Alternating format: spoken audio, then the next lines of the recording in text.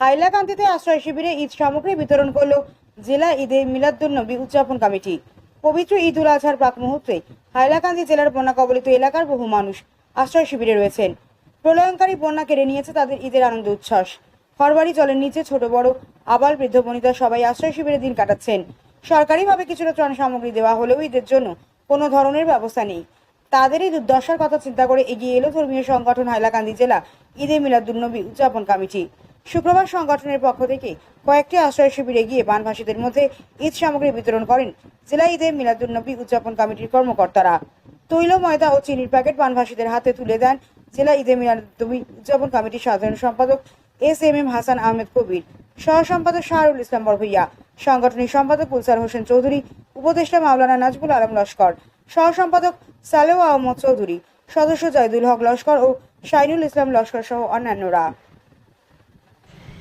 হাইলাকান্দি জেলা ঈদে মিলাদুন্নবীর তত্ত্বাবধানে তৎপরতায় আমরা চিন্তা করলাম যে আমরা গত 2-3 দিন থেকে আমরা বিভিন্ন বনবাসী মানুষদেরকে ত্রাণ সামগ্রী দিয়েছি এবং অসংখ্য মানুষ এখনও শিবিরে আছে, তাহারা ঈদ থেকে বঞ্চিত হচ্ছে।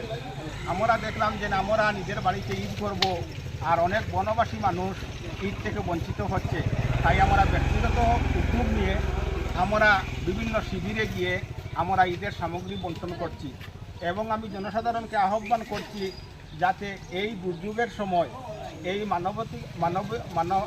মানবিকতার খাতিরে আপনারা যাতে এইভাবে সাহায্য সহযোগিতা করেন, কারণ আল্লাহ তাআলা কোনো বিপদী মানুষকে সাহায্য যে করে তার উপর অত্যন্ত খুশি হন।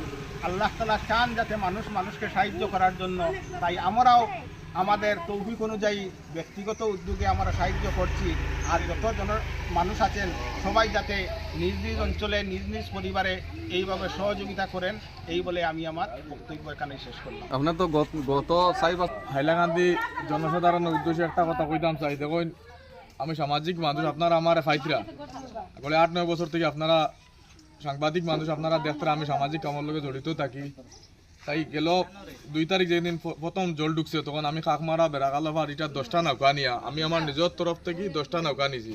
তখন আমি এই ব্যানারও কাম করি, ঈদে মিলাদুন্নবী সংগঠনও আছি, ইসলামিক সংগঠনও আছি, বা আমরা এই সংগঠন দিয়ে কাম করি। দেখুন 10টা নৌকা দিয়ে আমরা পূব এলাকাত মানুষ তুলছি।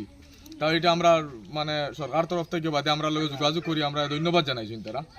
তখন আমি কাজ চালাই আছি, উদ্ধার কাজ চলছে। আমি 2 তারিখ 3 তারিখ 2 দিন চলছে। এরপর থেকে আমরা এই যে ফ্লাড এফেক্টেড এরিয়া যত মানুষ আর কি শিবিরও আছে, শিবিরও মানুষের লোক দেখা করিয়া পর্যাপ্ত পরিমাণ আমরা দিতাম পারি না, যতটুকু পারি তার মান শক্তি দেই। আর আমার বাবুল ভাই আছেন, মৌলানা সাহেব আছেন, আমার এরা আছেন, আমার হাজি সাহেব আছেন, তারা বড় কষ্ট কতরা।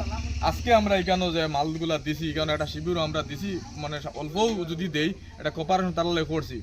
আর যতদিন পর্যন্ত জল থাকবো হাইলাকান্দি জেলা ঈদে মিলাদুন্নবী কমিটি আপনারা লগে থাকবো। আর আমি ব্যক্তিগতভাবে আমার রাঙ্গাউটি যে জিপি যেটা আছে, যে জিপিটা নিয়ে আমি স্পেশালি কাজ করি, আর আমার এই জিপির মানুষের লাগিয়ে আমি যতটুকু করার আমি করমু। আর আমি আমার ডেপুটি কমিশনারের দৃষ্টি আকর্ষণ করছি, আমার এই জিপি প্লাস হাইলাকান্দি গোটা হাইলাকান্দি মানুষের এই ব্লাড ড্যামেজ যেগুলো হইব এইগুলো মানে পর্যাপ্ত পরিমাণ জেলা পায় তারা এইটা দেওয়ার লাগে আমি অনুরোধ করবো।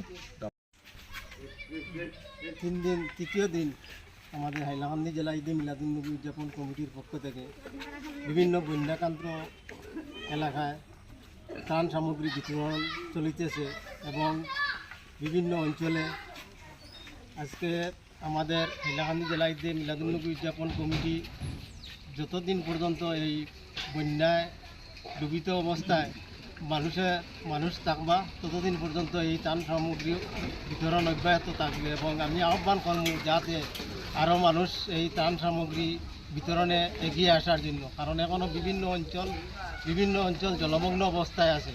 বিভিন্ন মানুষ ঘর থেকে